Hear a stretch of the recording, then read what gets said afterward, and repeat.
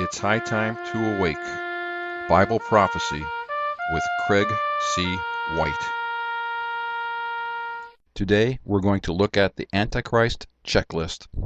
Hello everybody, this is Craig C. White from hightimetoawake.com, and today I want to go over an Antichrist checklist. A lot of people are thinking that we're in the end times and they're wondering who the Antichrist is or if he's alive today. I want to tell you that he is, and that he is Turkish President Erdogan. So let's go over the checklist and check out Turkish President Erdogan. First of all, in Ezekiel chapter 38, verses 1 through 3, Ezekiel calls a man named Magog the chief prince of Meshech and Tubal. Magog, Meshech, and Tubal were all brothers. They're sons of Japheth, who was a son of Noah. So they're all sons, and they all settled in Turkey. These are all provinces in Turkey. So Magog is the chief prince, or the most prominent governor amongst the provinces of what we call Turkey today. So in Ezekiel chapter 38 and in Ezekiel chapter 39, Magog, or the chief governor of Turkey, will lead two separate invasions into Israel.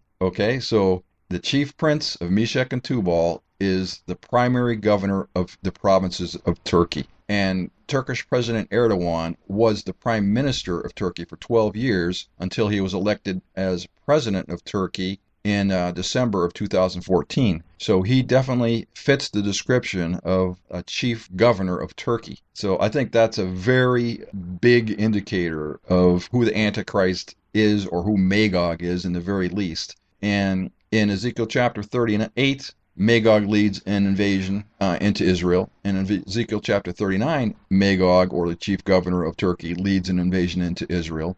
But in Ezekiel chapter 39, it's the same battle as the Battle of Armageddon.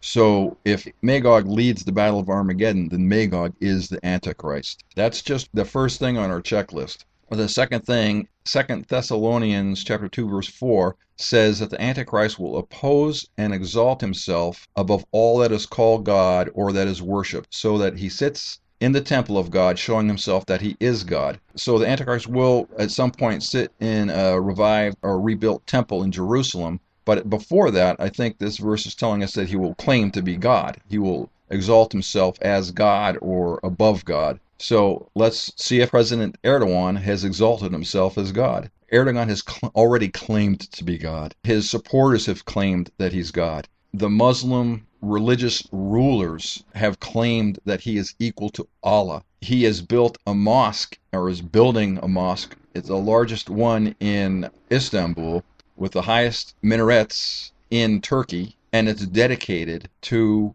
the Sultan of the Ottoman Empire. Only thing is, there is no Ottoman Empire now, but Erdogan has desires to be the Sultan of a revived Ottoman Empire. So he has, visions of taking over the world, or at least his part of the world. There was a campaign in Turkey, in Istanbul, inviting the citizens of Istanbul to join in Turkish President Erdogan's holy birthday. Political supporters of Erdogan, changed the Turkish national anthem to include the line that Erdogan always gets his power from Allah. All right, there is a campaign and an official recognition by Muslim clerics, by top Muslim clerics, that Erdogan is equal to Allah. So he has claimed it. The people around him have claimed that he's God. He fits the bill that he exalts himself as God. Okay, that's the second thing on our checklist. Let's see something else here. In 2 Thessalonians chapter 2 verse 9, it says that even him, who you're talking about, the Antichrist, whose coming is after the working of Satan, with all power and signs and lying wonders. Has Turkish President Erdogan presented himself as God using false miracles? Yes, he has. In probably April, probably February, is before the election, President Erdogan was at a public rally for his AKP party before the election, and there was maybe 10,000 people there. There were a lot of people. It was an outdoor rally. A woman in the front of the crowd fainted and a couple of people brought the woman up to Erdogan, where he touched her, and she immediately revived and started jumping around and dancing around and praising Allah. So in that instance, Erdogan allegedly healed the woman. Okay, so he performed a public healing, which is very similar to what Jesus Christ did, but his were real. He made the blind to see, he made the lame to walk, and healed people of their sicknesses. So anyway, he performed false miracles. There was just a couple of weeks ago, this is probably July 2015, the AKP party and Erdogan's government changed a cathedral, in an ancient cathedral in Turkey, into a mosque, and they dedicated the mosque. And during the dedication, Erdogan released doves and other birds from a cage as a celebration or as a dedication. And a couple of them landed on his head. And it's been in the news. They're kind of entertaining pictures to see that. But they stayed on his head, and they had to, shoo him away after a while. But in Muslim tradition, any person that has birds around them or birds following them, or that has a bird land on their head, that is identifying them as an important Muslim leader. So, if Erdogan and his AKP party made that happen in some way or did it on purpose, I don't know. But that is traditionally a sign that this person is, an important Muslim leader. So that's another sign. Is it true? Is it not true? I don't know. But there's one other sign I can think of. This is probably in November 2014. This is at a big rally before the presidential election. These are supporters of Erdogan in the audience, and there's tens of thousands of people who's in an auditorium. Turkish President Erdogan, or who was prime minister at the time, gave a speech as a 9-foot hologram. So they had this prepared ahead of time. There was a lot of technology involved, and they projected this 9-foot image of Erdogan giving the speech, and it was fairly awe-inspiring to the people that were there.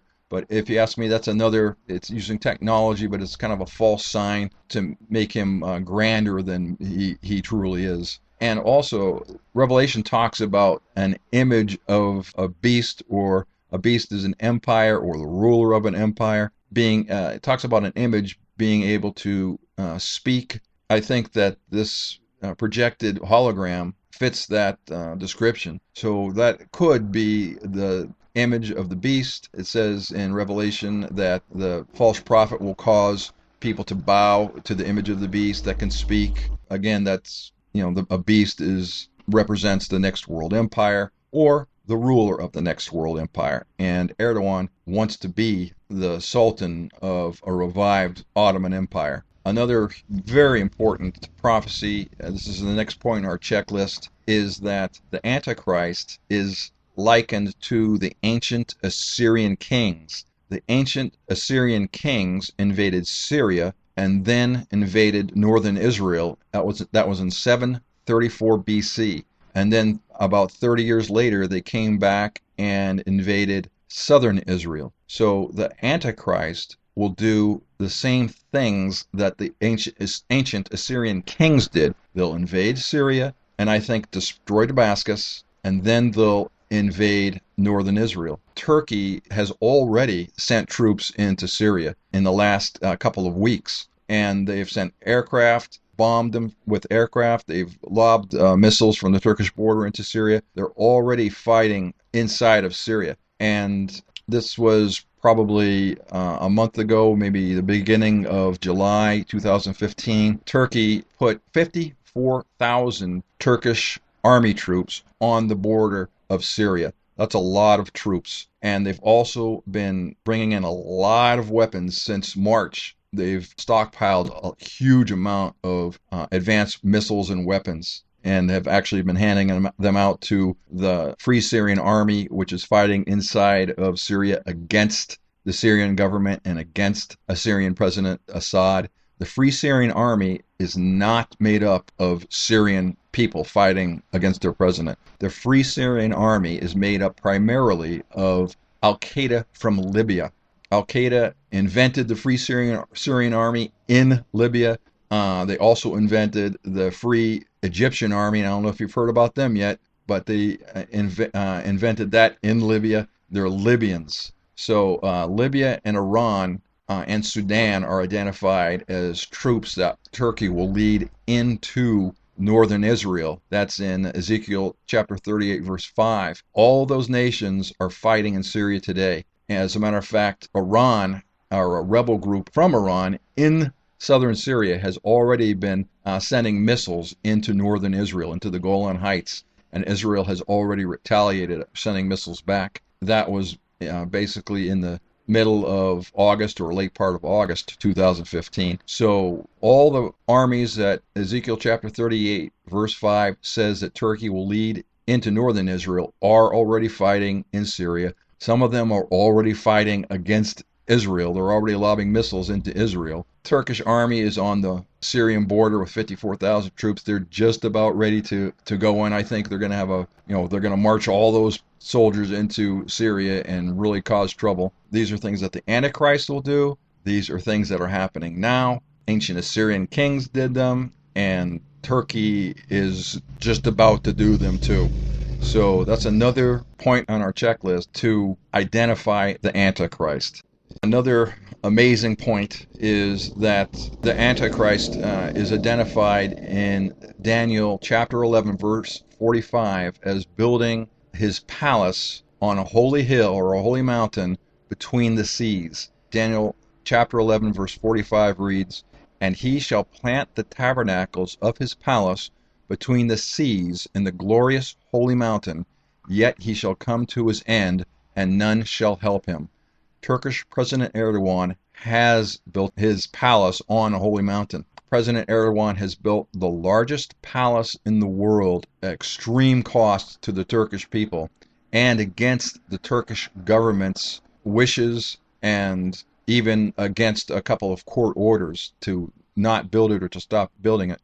His palace is in Ankara, which is the capital of Turkey. It's on a preserve that was dedicated to the grandson of the founder of the Ottoman Empire. Suleiman Shah is his name. Nobody was supposed to build there. Erdogan built his palace there anyway. The Turkish government told him, stop building it. He said, if anyone's powerful enough to stop me, let them try. He built it there anyway. That's his new presidential palace. I need to mention that it's built between the Mediterranean Sea, the Black Sea, and the Caspian Sea. You can look on your map and see where the capital of Turkey is. It's Ankara. It's just about in the middle of Turkey, a little bit to the north, and it's between those seas. It's basically right in between all those three seas. So, take a look. I think that fulfills Daniel chapter 11 very well. And also in Daniel chapter 11, 37 through 38, it says something else about his palace. It says, "Neither shall he regard the God of his fathers, nor the desire of women, nor regard any God, for he shall magnify himself above all. But in his estate," or palace, you could translate estate, "in his estate shall he honor the God of forces, and a God whom his fathers knew not shall he honor with gold and silver, and with precious stones and pleasant things." Inside Erdogan's presidential palace, which is the largest palace in the world, it's worthy to be noticed, Turkish President Erdogan has dedicated his palace to the reemergence of Turkey as a world power. And inside the palace, he has Turkish soldiers dress up in Ottoman Empire era armor.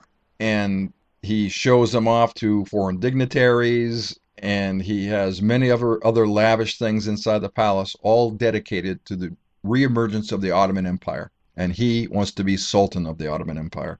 As a matter of fact, he built, and I think it's still being built. He built I believe it's the largest mosque inside of Turkey in Istanbul, overlooking the Bosphorus towards Europe in Istanbul.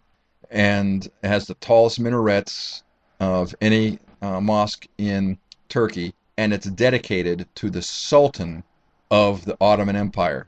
There's a small catch because there is no Ottoman Empire today, but Erdogan dreams that he will be Sultan of a revived Ottoman Empire. So he has built that mosque for himself. As a matter of fact, every sultan of the past Ottoman Empire had his own mosque dedicated to himself. So Erdogan's just following suit. He has dreams of being the sultan of a revived Ottoman Empire. As a matter of fact, he has announced last November 2014 that he plans on creating a new Islamic union.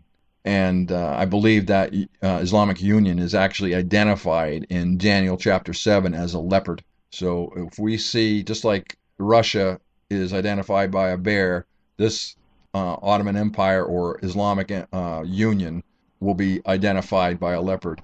And there's another interesting thing to keep in mind. The first piece of the puzzle to create that new Islamic Union would be to conquer Syria.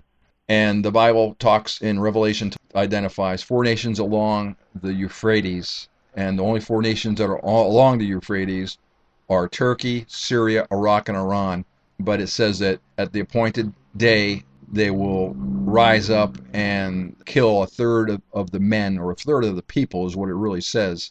And I believe that that is a Turkish, Syrian, a conquered Syria with new Muslim Brotherhood leadership. Iraq and Iran. Iraq today is already controlled by Iran, but they get together and have a war against basically all the other nations that aren't controlled by the Muslim Brotherhood in Northern Africa, in the Middle East, and in Central Asia, and kill a third of the people. So Syria is the first part of that puzzle. That war or wars, I think, will happen during the tribulation. I think during the first half of the tribulation, that's the nation shall rise against nation, kingdom against kingdom. I think that's what it is identifying, and I think the rapture of the church could be before that. So I don't know the timing of the rapture exactly. And remember, there's a resurrection of believing Christians before the rapture, maybe just before. That's maybe part of the same event.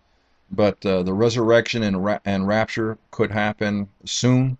I think it's a possibility. I don't really know for certain, but it's a possibility that if Turkey leads Iran, Libya, and Sudan, which are identified in Ezekiel chapter 38, verse 5, into northern Israel, then that could possibly mark the beginning of the tribulation period. So that could also mark a time of the rapture. We're in the end times. A lot of things are happening. I hope that we're all aware of these things, and I hope I've been helpful today. Make sure you go to hightimetoawake.com, check out my Bible prophecy commentaries, and also check out my Bible prophecy books on Amazon. This is Craig C. White with hightimetoawake.com, and I'll see you next time.